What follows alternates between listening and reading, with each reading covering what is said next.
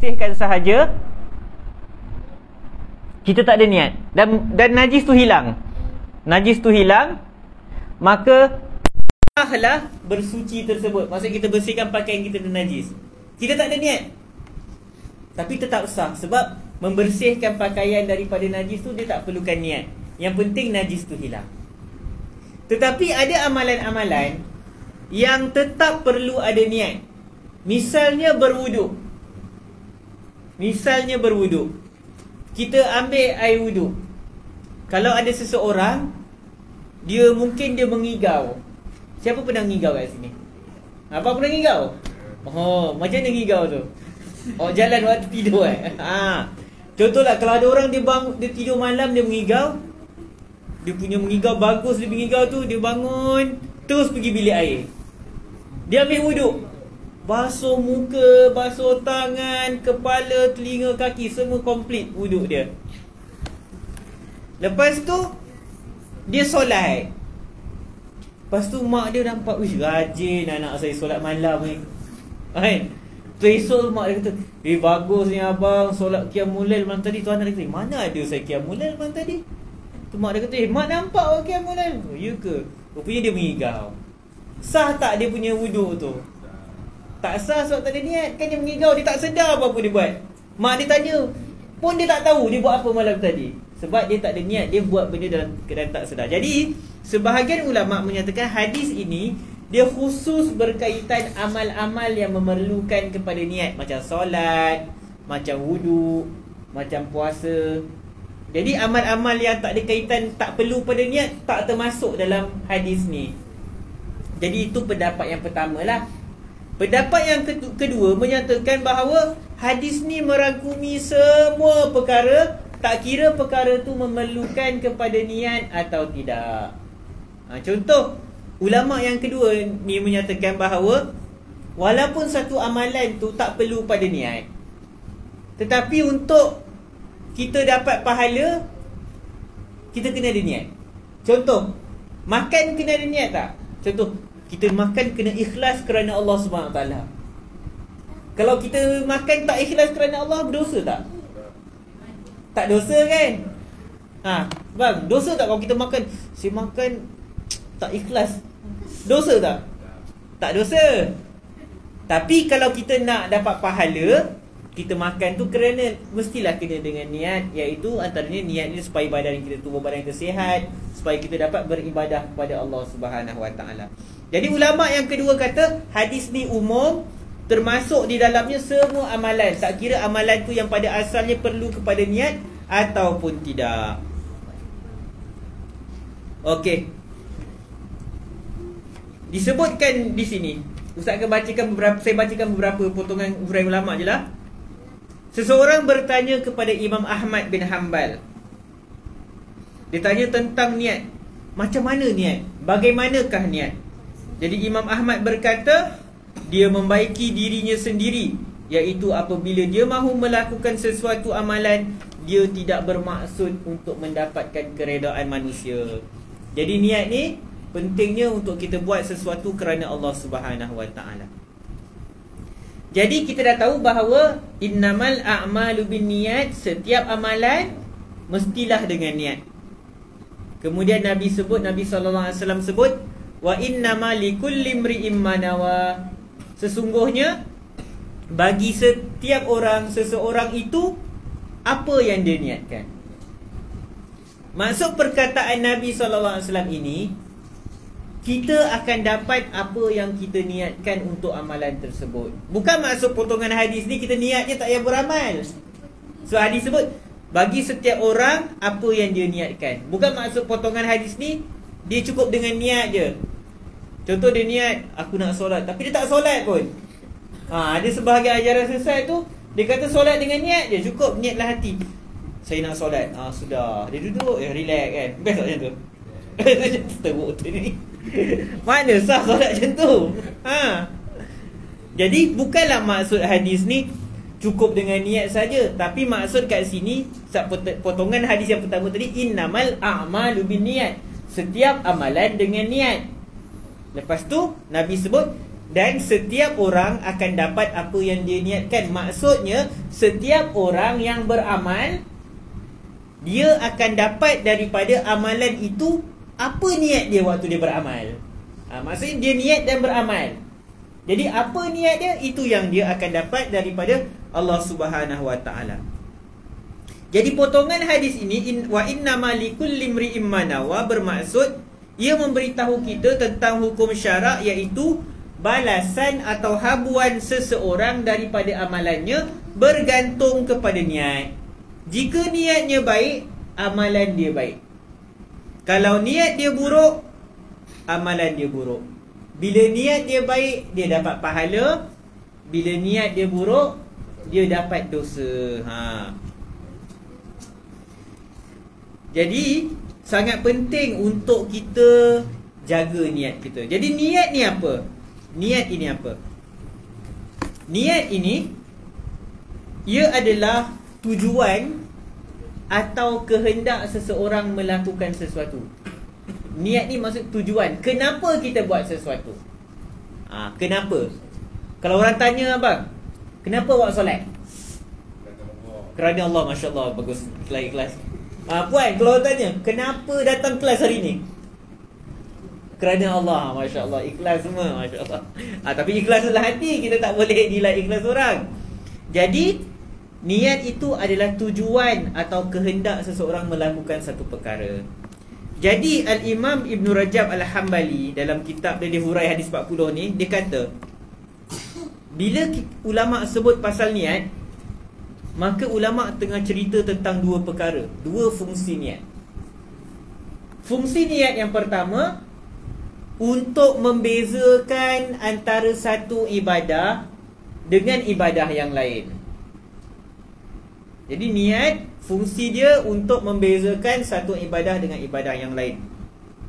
Seperti membezakan solat zuhur dengan solat asar. Misalnya contoh, ada seseorang, dia nak solat asar, ataupun nak bagi mudah faham, ada seseorang tu, dia belum solat zuhur. Dah masuk waktu zuhur, dia belum solat zuhur. Tapi tak macam mana dia terlupa, dia ingat itu azan asar. Jadi lepas azan zuhur tu, dia solat 4 rakaat macam biasa lah. Tapi niat dia tu solat asar.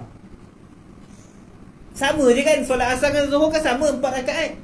Ada beza ke solat zuhur dengan asar? Tak ada. Apa beza solat zuhur dengan asar? Niat dia. Jadi kawan tadi tu yang pergi solat asar dalam waktu zuhur, sah tak solat dia? Tak sah. Tak sah. Siapa kata sah? Niat tak betul. Sah. Seorang kata tak sah, seorang kata sah. Mana satu yang betul? Okey. Jadi sebab tu ulama kata niat membezakan jenis ibadah. Jadi tadi dia solat 4 rakaat macam solat zuhur, dalam waktu zuhur. Tapi niat dia solat asar. Boleh tak kita solat di luar waktu? Tak boleh. Tak boleh. Jadi solat tadi tak sah. Walaupun semua sama kan. Cuma isu dia sebab niat dia nak niat solat asar. Jadi solat dia tak sah. Sebab dia pergi solat asar dalam waktu zuhur. Kalau tengok rupa bentuk sama je solat zuhur dengan asar tu, tapi beza dia niat. Jadi niat tu untuk bezakan jenis-jenis ibadah. Contoh orang yang puasa sunat dengan puasa qada. Puasa sama je, menahan diri daripada perkara batalkan puasa daripada terbit matahari sampai tenggelam matahari kan. Daripada terbit fajar sampai tenggelam matahari, sama je. Apa yang bezakan puasa sunat dengan puasa qada? Apa yang bezakan? Niat. Kenapa kita nak buat ibadah apa? Jadi niat ni dia akan berkaitan, pertama jenis ibadah. Apa benda ibadah yang kita nak buat tu. Jadi bila kita nak ibadah tu, kita kena tahu apa yang kita lakukan. Kita tak boleh main ikut-ikut je. Tak boleh kita masuk masjid, imam tengah solat, kita pun ni solat apa lah? Tak apalah, solat je lah. Dia tak tahu pun dia solat apa. Tak boleh. Sebab bila kita nak ibadah, kita kena tahu kita nak solat apa. Solat isyak ke, solat tarawih ke, solat witir ke, dia kena tahu. Dia tak boleh main, tak apalah, ikut je lah imam. Imam solat tarawih, saya solat tarawih. Imam solat isyak, saya solat isyak. Tak boleh. Waktu kita nak mula ibadah tu, waktu takbiratul ihram tu, memang dalam hati kita dah tahu kita nak solat apa. Jadi niat ni fungsi dia untuk membezakan ibadah. Sama juga, contoh, ada seseorang Dia mandi. Contohlah wanita yang baru suci daripada haid. Orang biasa, walaupun dia tak haid ke dia haid, kita mandi setiap hari kan. Jadi kalau ada seorang wanita tu, dia suci daripada haid, darah haid dia dah berhenti, lepas tu dia mandi bersih semua. Bersih lah, kesan darah haid semua tak ada. Tapi waktu mandi tu dia tak ada niat nak bersuci daripada mandi. Maksud dia tak ada niat mandi wajib. Jadi adakah sah mandi wajib dia? Tak sah. Tak sah. Kalau ikutkan sama je, dia dah bersih rata air seluruh badan, tapi sebab dia tak ada niat. Jadi pertama, niat ini menentukan jenis ibadah. Maksudnya, apakah ibadah yang kita lakukan? Yang kedua, niat berkaitan dengan kenapa kita lakukan sesuatu ibadah itu. Jadi niat ni dia berkaitan dengan dua persoalan. Iaitu apakah ibadah, apakah amal yang kita lakukan. Yang kedua, kenapa kita lakukan amalan tersebut. Yang pertama tadi, apakah amalan yang kita lakukan, kita dah bincangkan jenis-jenis ibadah. Yang kedua, kenapa kita lakukan. Niat itulah yang akan membezakan sama ada kita ikhlas kerana Allah Subhanahu Wa Taala ataupun tidak. Disebutkan di sini, niat itu adalah untuk membezakan tujuan amalan dilakukan. Sama ada dia dilakukan kerana Allah semata-mata tanpa ada sekutu, ataupun kerana selain daripadanya. Jadi maksudnya, yang kedua ni, niat untuk membincangkan tujuan kita buat ibadah, sama ada kita ni ikhlas ataupun tidak kepada Allah Subhanahu Wa Taala. Jadi kalau disebutkan di sini bahawa kebanyakan isu niat yang dibincangkan dalam Al-Quran ialah aspek yang kedua, iaitu berkaitan ikhlas. Sebab berkaitan jenis-jenis ibadah, biasanya kita bila buat satu amalan, kita memang tahu kita buat apa kan. Jaranglah kita buat satu perkara tapi kita tak tahu apa benda yang kita lakukan. Jadi kita nak lihat dalam Al-Quran beberapa ayat yang berkaitan niat, yang berkaitan kepentingan ikhlas. Pertama kita lihat dalam surah Ali Imran ayat 152. Allah Subhanahu Wa Taala sebut, minkum may yuridud dunya wa minkum may yuridul akhirah. Allah kata, sebahagian daripada kamu ada yang mahukan dunia, dan sebahagian daripada kamu ada yang mahukan akhirat. Jadi kita bila kita datang hari ni, majlis malam ni, kita nak belajar hadis 40, hadis arba'in, kita kena tanya diri kita, kita nak dunia ke kita nak akhirat? Dalam ayat yang lain, surah Al-Anfal ayat 67, kata Allah Subhanahu Wa Taala, turiduna aradad dunya wallahu yuridul akhirah. Kamu menghendaki nikmat dunia, sedangkan Allah Subhanahu Wa Taala mahukan akhirat untuk kamu. Dan kita tengok ada banyak lagi ayat ni. Ayat terakhir kita baca malam ni dalam surah Asy-Syura ayat 20. Kata Allah Subhanahu Wa Taala, man kana yuridu harsal akhirati nazid lahu fi harthi wa man kana yuridu harsad dunya nu'tihi minha wa ma lahu fil akhirati min nasib. Allah Subhanahu Wa Taala kata, sesiapa yang mahukan faedah di hari akhirat, sesiapa yang mahukan keuntungan di hari akhirat. Ini surah Asy-Syura ayat 20. Sesiapa yang mahukan keuntungan di akhirat, maka kami akan tambahkan keuntungan untuknya. manakala sesiapa yang mahukan keuntungan di dunia, kami akan berikan kepadanya keuntungan di dunia, akan tetapi di akhirat dia tak dapat apa-apa pun. Kita kalau buat satu perkara, kita niat untuk akhirat, untuk masuk syurga Allah Subhanahu Wa Taala, kita akan dapat akhirat dan juga dapat kebaikan di dunia. Sebab balasan untuk kebaikan yang kita buat ni bukan sekadar syurga dan pahala, bahkan Allah akan bantu juga kita dekat dunia ni. Allah akan mudahkan urusan kita. Misalnya dalam surah At-Talaq, Allah sebut, "Wa may yattaqillaha yaj'al lahu makhraja." Sesiapa yang bertakwa kepada Allah, Allah akan jadikan jalan keluar untuk dia. Maksudnya dia ada apa-apa masalah, Allah akan bagi jalan keluar untuk dia. Takwa tu benda yang berkaitan akhirat. Dia takut ke Allah.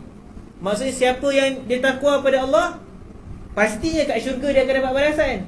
Dan Allah janji juga, ya ja'al lahu makhraja, Allah akan bagi jalan keluar untuk masalah-masalah dia. Maksudnya selain dapat syurga, selain dapat pahala, dekat dunia Allah akan mudahkan urusan kita. Kita ada masalah, sesuatu masalah, Allah bagi jalan keluar. Wa yarzuqhu min haitsu la yahtasib. Dan Allah akan bagi rezeki yang tak disangka-sangka. Kita buat satu amal, kita ikut perintah Allah, kita solat, kita puasa, kita tutup aurat, kita suka sedekah, semua benda lah, kita buat benda kebaikan. Kalau kita ikhlas, kita dapat pahala, kita masuk syurga insya-Allah, dan Allah akan luaskan rezeki kita. Jadi maksudnya, kalau kita nakkan akhirat, kita akan dapat akhirat dan dunia. Tapi kalau kita nakkan dunia, kita buat sesuatu kerana dunia, kita hanya dapat dunia sahaja. Rugilah kita. Sebab tu kita belajar bab niat ni, kita kena baiki niat. Kita kena cuba jadikan setiap amalan yang kita buat tu niat dia kerana Allah Subhanahu Wa Taala, niat dia kerana kita nak dapatkan keuntungan di akhirat. Supaya kita dapat dua-dua. Dapat keuntungan di dunia dan kita dapat keuntungan di akhirat. Rugi kita kalau kita buat satu amalan, kita dapat keuntungan di dunia sahaja. Rugi kita. Okey, kita nak lihat beberapa perkataan para ulama berkaitan dengan niat. Sufyan Ats-Tsauri, seorang ulama bernama Sufyan Ats-Tsauri berkata, kata Imam Sufyan Ats-Tsauri, saya tak pernah menguruskan sesuatu yang lebih sukar daripada menguruskan niat saya, kerana ia berubah-ubah. Kata Imam Sufyan, benda yang paling susah dia nak uruskan ialah niat dia. Sebab kita pun tahu kan, hati kita berubah-ubah kan. Kejap ikhlas, kejap tak ikhlas. Kejap kita buat kerana Allah, kejap kita buat kerana benda lain. Kejap hati kita rasa nak buat benda baik, kejap hati kita rasa nak buat benda tak baik. Sebab tu Nabi SAW ajar kita satu doa. Nabi SAW ajar satu doa. Mungkin kita boleh ikut sama-sama. Ya muqallibal qulub. Okey, cuba ikut. Ya muqallibal qulub, sabbit qalbi ala dinik. Lagi sekali, ya muqallibal qulub, sabbit qalbi ala dinik. Yang bermaksud, wahai Tuhan yang membolak-balikkan hati, tetapkanlah hatiku di atas agamamu. Sebab hati kita ni berubah-ubah kan. Jadi sebab tu niat juga berkaitan dengan hati. Sebab niat ni adalah hati kita. Orang lain tak tahu niat kita. Kita boleh cakap kat orang, saya buat ikhlas, saya ikhlas ni. Tapi dalam hati kita Allah je yang tahu. Isu hati ni kita dengan Allah je tahu, orang lain tak tahu. Jadi sebab tu Imam Sufyan kata, benda yang paling sukar dia nak uruskan adalah niat dia. Kata ulama lain pula, membersihkan niat daripada kerosakannya adalah lebih sukar bagi seseorang yang melakukan ibadah. Orang yang dia, benda yang paling sukar untuk orang jaga, orang yang rajin ibadah, benda yang paling sukar ialah dia nak jaga niat dia. Kalau kita rasa nak banyakkan solat sunat tu susah, sebaliknya orang yang melakukan ibadah tu, dia nak jaga niat dia lagi susah. Sebab benda tu berubah-ubah. Imam Abdullah bin Mubarak menyatakan, ada kalanya amalan yang kecil menjadi besar kerana niat, dan ada kalanya amalan yang besar menjadi kecil kerana niat. Ada benda yang kita buat kecil je nampak. Contoh, kita buang sampah kat dalam tong sampah. Kita jalan-jalan-jalan, kita nampak ada sampah kat tengah jalan. Benda kecil je, kita angkat, kita buang dalam tong sampah. Tapi niat kita kerana Allah Subhanahu Wa Taala. Niat kita semoga dengan kita buang sampah dalam tong sampah ni, kita dapat masuk syurga Allah Subhanahu Wa Taala. Benda kecil je, tapi kerana niat kita kerana Allah, dia boleh menjadi penyebab kita masuk syurga Allah Subhanahu Wa Taala. Dan dengan niat juga ada benda yang nampak besar tapi boleh jadi kecil. Ada orang dia mungkin sedekah berjuta-juta, beribu-ribu ringgit, banyak. Tapi kerana niat dia bukan ikhlas kerana Allah, maka ribuan ringgit yang dia sedekahkan tu jadi habuk je, tak ada nilai apa pun di akhirat kelak. Jadi niat ni penting agar amalan kita, walaupun benda-benda kecil, kita memasak kat rumah, kita sapu sampah, benda-benda kecil je, kita jaga kebersihan, kita pergi buang sawang-sawang, sarang labah-labah kat rumah, kita buat niat kerana Allah Subhanahu Wa Taala, nak bagi rumah kita bersih, nak bagi keluarga kita hidup dalam tempat yang selesa untuk ibadah, bersih, sihat. Jadi semua tu akan menjadi amalan di akhirat. Tapi macam mana dengan niat kita? Kena pastikan kita buat dalam keadaan ada niat nak dapatkan syurga Allah Subhanahu Wa Taala. Okey. Jadi untuk amal kita diterima oleh Allah Subhanahu Wa Taala ni ada dua perkara. Kita semua banyak beramal, kita solat, kita puasa, kita buat macam-macam. Untuk amalan kita diterima oleh Allah ada dua syarat. Pertama, niat kita ikhlas kerana Allah Subhanahu Wa Taala. Yang kita belajar malam ni lah, niat kita kena ikhlas kerana Allah Subhanahu Wa Taala. Yang kedua, syarat kedua untuk niat, untuk amalan kita Allah terima, cara dia kena betul. Sebab tu Islam, kita bukan agama Robin Hood. Tahu cerita Robin Hood? Makcik tahu cerita Robin Hood? Tahu kan yang dia curi harta orang kaya tu pergi sedekah kat orang miskin. Baik tak dia sedekah tu? Kan? Kalau kita kata amalan berdasarkan niat je, dia kata tak apa, dia curi duit orang kaya, niat dia baik, kan, niat sedekah. Tapi dalam Islam, amalan nak diterima dua syarat. Pertama, niat ikhlas. Kedua, cara tu kena betul. Ada orang dia solat subuh 2 rakaat ikhlas kerana Allah Subhanahu Wa Taala, tapi dia kata, "Ish, 2 rakaat ni sikit sangat ni. Bagilah 4 rakaat." Boleh tak solat subuh 4 rakaat? Boleh. Banyak. Mana lagi banyak, 4 rakaat ke 2? Siapa kata mana 4 ke 2 lagi banyak? 4, 2. Mana banyak? 4 lah banyak, elok kan? Betul tak? Betul tak Haji? 4 lah elok kan? 4 dengan 2, 4 banyak. Tapi cara tak betul. Kita nampak banyak kan? Rakaat kita banyak 4, tapi tak ikut yang Nabi SAW ajar. Nabi kata, "Sallu kama ra'aitumuni usalli." Solatlah sebagaimana aku solat. Solatlah macam mana kamu tengok aku solat. Solat subuh dah 2 rakaat. Walaupun niat kita baik, niat ikhlas nak tambah rakaat subuh, tetap tak boleh. Jadi untuk amalan kita diterima, niat kena ikhlas, caranya kena betul. Jadi sebab tu kita penting, pertama kita belajar bab niat, bab hati ni. Macam mana nak bagi hati kita bersih, ikhlas. Yang kedua, kita juga kena belajar macam mana cara beribadah yang betul. Ada orang dia belajar cara beribadah yang betul loh. Macam ni Nabi SAW ibadah macam ni, macam tu. Betul, tapi niat dia tak betul, pun Allah tak terima. Tapi ada orang dia rajin ibadah, ikhlas, tapi dia main hentam je buat. Dia kata yang penting niat. Tak boleh juga. Dia kena selari. Maksudnya dalam Islam, apa dalam hati kita kena selari juga dengan cara kita lakukan. Dua-dua kena betul. Niat kena betul, cara kita lakukan pun kena betul.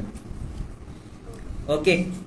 Dalam hadis ni tadi disebutkan, sesiapa yang hijrahnya kepada Allah dan Rasul, maka hijrahnya adalah kepada Allah dan Rasulnya. Sesiapa yang hijrahnya kerana dunia yang dia kendaki atau perempuan yang ingin dikahwini, maka hijrahnya adalah kepada tujuan dia melakukan hijrah tersebut. Hijrah kita semua tahu kan? Kita baru-baru ni awal Muharram, kita selalu sebut pasal mal hijrah. Penghijrahan Nabi SAW daripada kota Mekah ke kota Madinah. Ingat tak lagu tu? Bang, ingat tak? Siapa hafal lagu tu? Halim. Satu Muharram detik permulaan, kan? Lepas tu apa? Dah tak ingat dah. Jadi hijrah tu perpindahan dari satu tempat ke setempat. Hijrah umat Islam di zaman Nabi SAW atas arahan Allah untuk menyelamatkan agama mereka. Mereka tinggalkan Mekah, kampung halaman. Nabi SAW tinggalkan kampung halaman. Sahabat-sahabat tinggalkan rumah mereka. Ada yang terpaksa tinggalkan harta benda mereka. Mereka pindah ke Madinah sebab nak selamatkan agama mereka.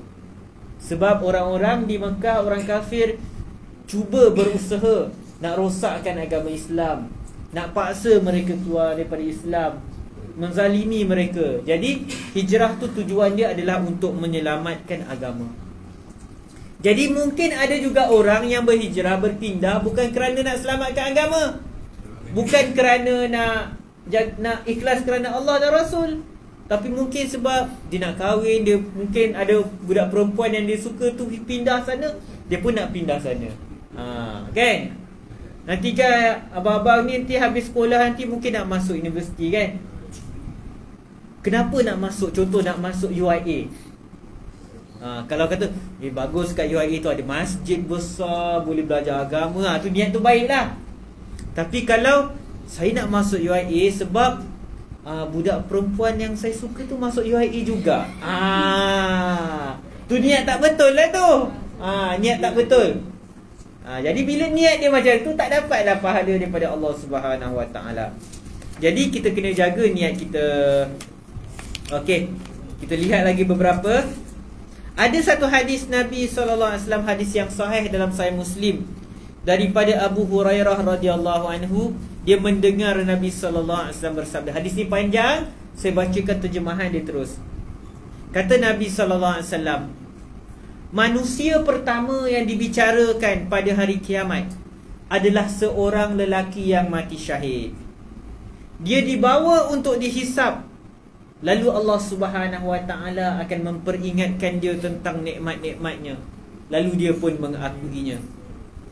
Lalu Allah Subhanahu Wa Taala tanya kepada lelaki yang mati syahid tu, apa yang telah kamu lakukan dengan nikmat-nikmat yang aku berikan? Lalu lelaki tadi jawab, aku berjihad di jalanmu sampai aku mati syahid. Orang ni bila Allah tanya, aku dah bagi macam-macam nikmat kat kau, kau buat apa? Dia kata, aku berjihad sampai aku mati syahid. Tapi waktu hari kiamat tu, Allah tahu kan apa dalam hati kita. Macam mana jahatnya manusia ni, sampai kat hari kiamat pun dia nak tipu Allah. Allah tanya dia, kenapa kau buat apa dengan harta-harta ni, dengan nikmat-nikmat ni? Dia kata, aku berjihad di jalanmu sampai aku mati syahid. Allah kata, kau tipu, bohong. Kamu berperang supaya kamu dipanggil orang yang berani, dan kamu dah dapat. Allah tahu kan niat kita. Jadi orang ni, orang lain semua nampak, oh dia ni mati syahid, dia berjihad di jalan Allah Subhanahu Wa Taala. Tapi Allah tahu apa dalam hati dia, kenapa dia pergi perang. Tapi macam mana manusia ni jahatnya dia, sampai dengan Allah pun dia nak tipu. Tengoklah hadis ni. Allah tanya dia, kau buat apa dengan nikmat? Dia kata, aku berjuang mati syahid kerana engkau.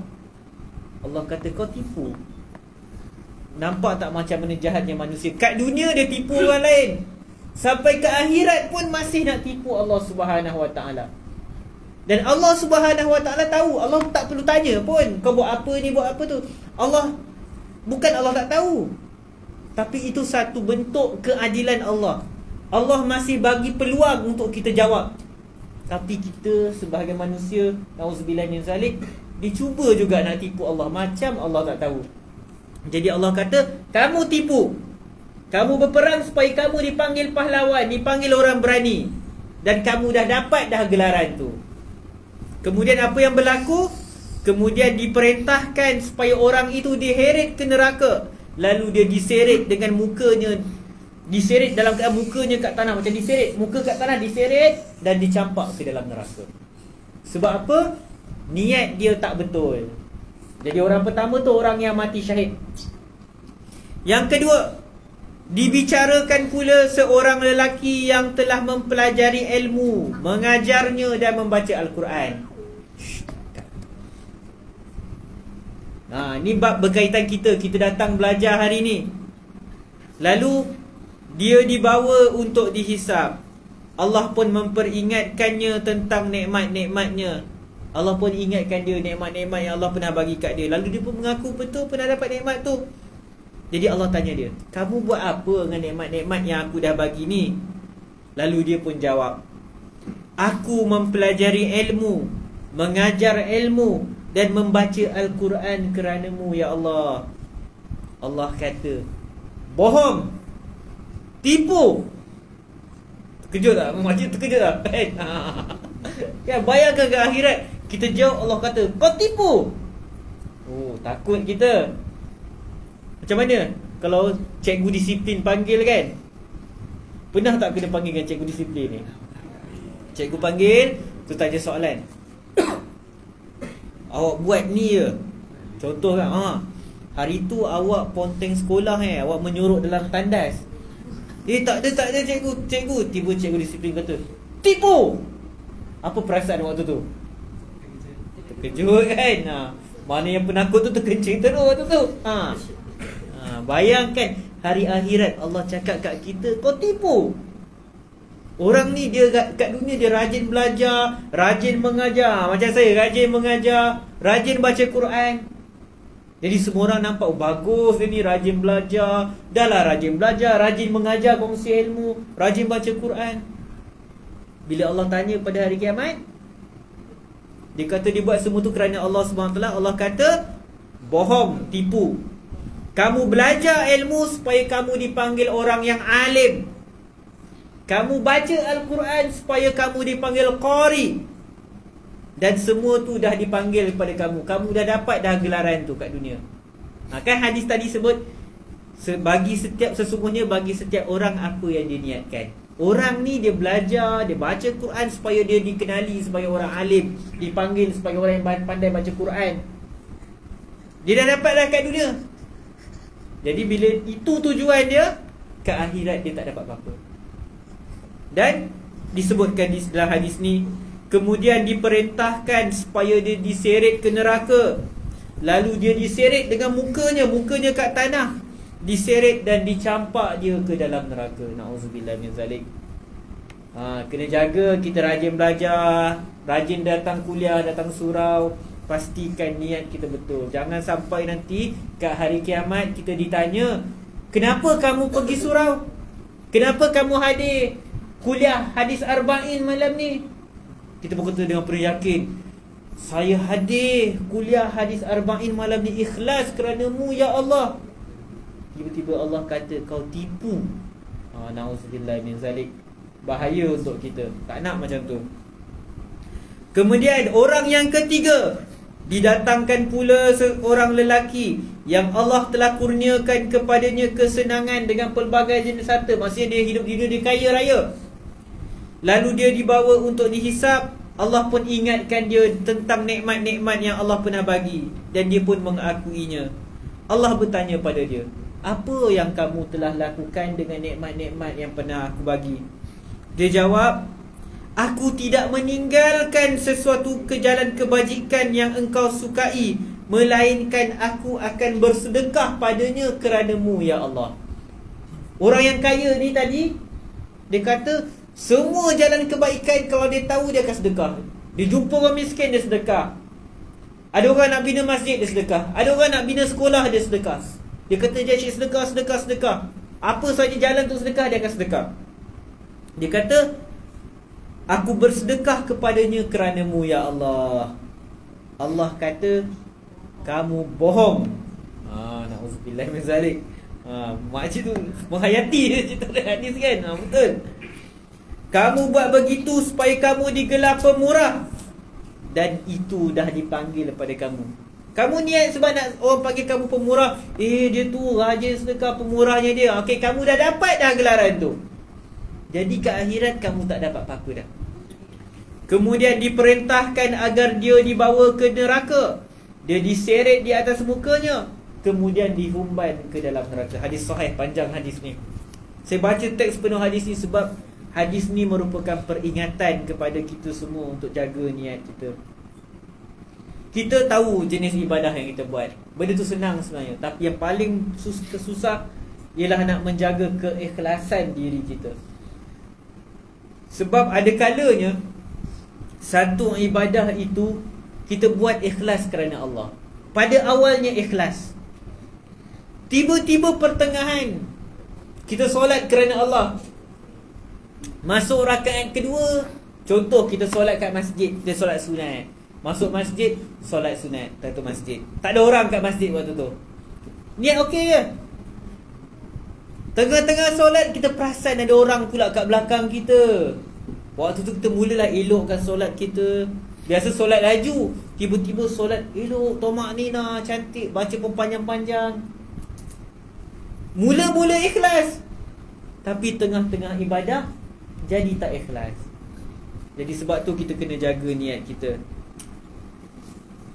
Kita lihat kat sini, Imam Ibn Rajab dia ada bawakan satu contoh bab, hukum belajar ilmu bukan kerana Allah. Bahaya kalau kita belajar, kita datang kuliah bukan ikhlas kerana Allah Subhanahu Wa Taala. Daripada Abu Hurairah radhiyallahu anhu, sebagaimana diriwayatkan Imam Abu Daud, Ibnu Majah dan lain-lain, Nabi sallallahu alaihi wasallam bersabda, "Man ta'allama ilman mimma yubtagha bihi wajhullah." Jika sesiapa yang mempelajari satu ilmu yang sepatutnya dipelajari ikhlas kerana Allah Subhanahu Wa Taala, la yata'allamuhu illa liyusiba bihi aradan minad dunya. Sesiapa yang belajar satu ilmu yang sepatutnya dia niat dia ikhlas kerana Allah, tetapi tidaklah dia mempelajari ilmu itu melainkan kerana dia nak mendapat ganjaran di dunia, lam yajid arfal jannati yaumal qiyamah.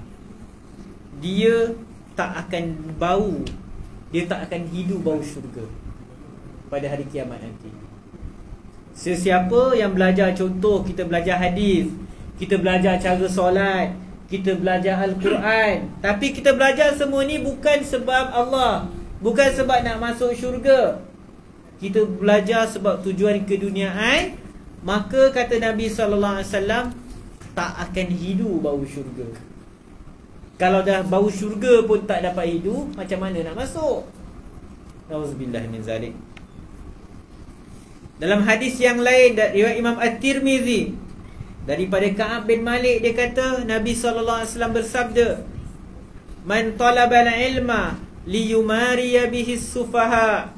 Sesiapa yang belajar ilmu untuk berdebat dengan orang-orang yang jahil, au yujariya bihil ulama, atau untuk menyaingi para ulama,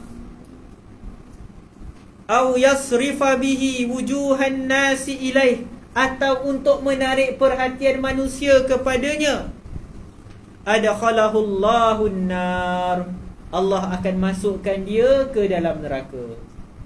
Kalau kita belajar, kita rajin datang kuliah, tujuan kita apa? Supaya kita boleh ajak berdebat dengan orang-orang yang tak reti. Aku dah belajar kuliah, kau tak reti, apa? Allah, Nabi SAW kata, Allah akan masukkan orang macam ni ke dalam neraka. Allah akan masukkan ke dalam neraka. Okey, ada lagi 5 minit. Kita masuk bab yang terakhir. Apakah amalan-amalan yang bukan kerana Allah? Kita nak tengok sebelum kita tutup majlis malam ni, apakah contoh amalan-amalan yang niatnya telah rosak? Disebutkan di sini, ada kalanya satu amalan tu dilakukan riak sepenuhnya. Ada orang dia beramal memang riak sepenuhnya. Daripada awal dia beramal adalah untuk menunjuk-nunjuk. Dan ini adalah perangai orang munafik. Kita lihat dalam Al-Quran surah An-Nisa ayat 142. Allah sebut, wa idza qamu ila salati qamu kusala. Orang munafik ni kata Allah, apabila mereka bangun untuk mendirikan solat, mereka bangun dalam keadaan malas. Yura'unan nas. Dan untuk apa? Mereka bangun dalam keadaan malas untuk menunjuk-nunjuk kepada manusia.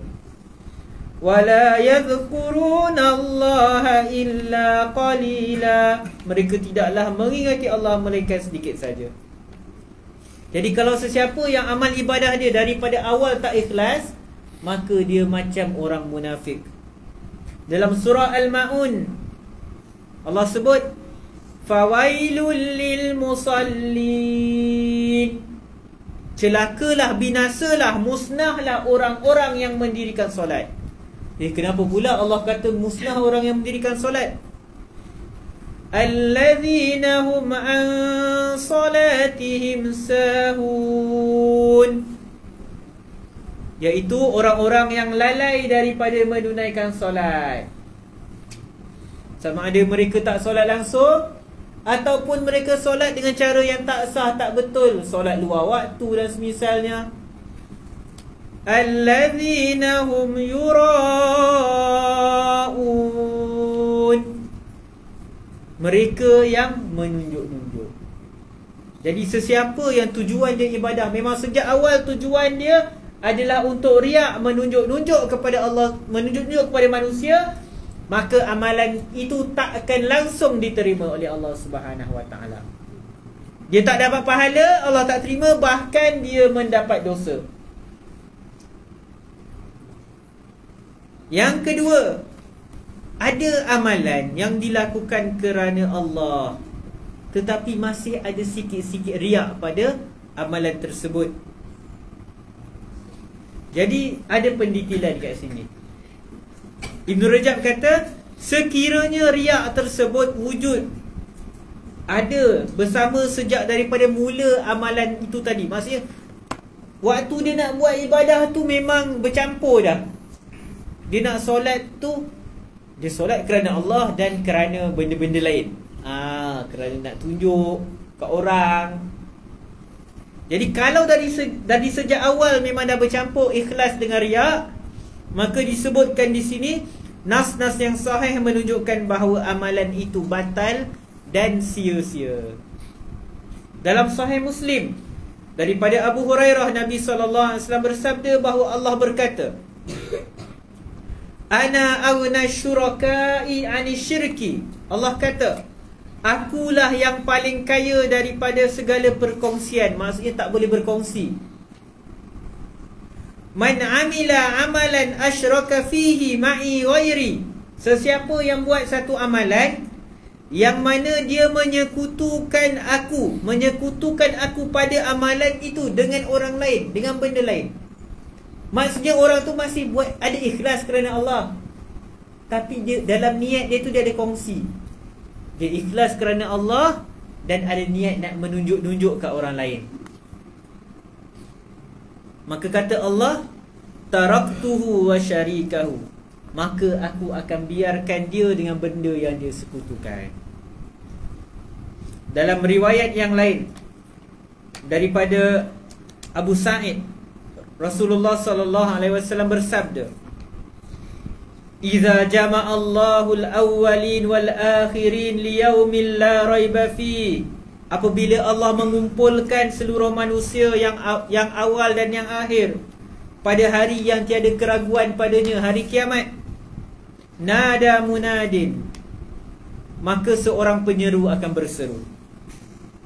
Man kana asyraka fi amalin amilahu lillahi azza wa jal.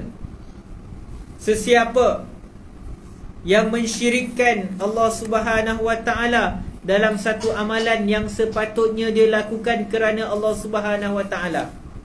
Kalau kita buat satu amalan yang sepatutnya kita ikhlas kerana Allah semata, nanti pada hari kiamat akan disebutkan, falyatlub sawabahu min indi ghairillah. Pergilah minta pahala itu daripada selain Allah. Kita na'udzubillah min zalik, kalau kita solat, niat kita mungkin ikhlas kerana Allah, dalam masa yang sama kita nak benda lain juga, riak. Nanti dikatakan kita pada hari kiamat, pergilah minta pahala kat orang yang kau nak tunjuk-tunjuk tu. Pergi minta kat dia. Nak tunjuk sangat kat dia kan. Sebab tu ibadah tu kita tunjuk kat Allah je.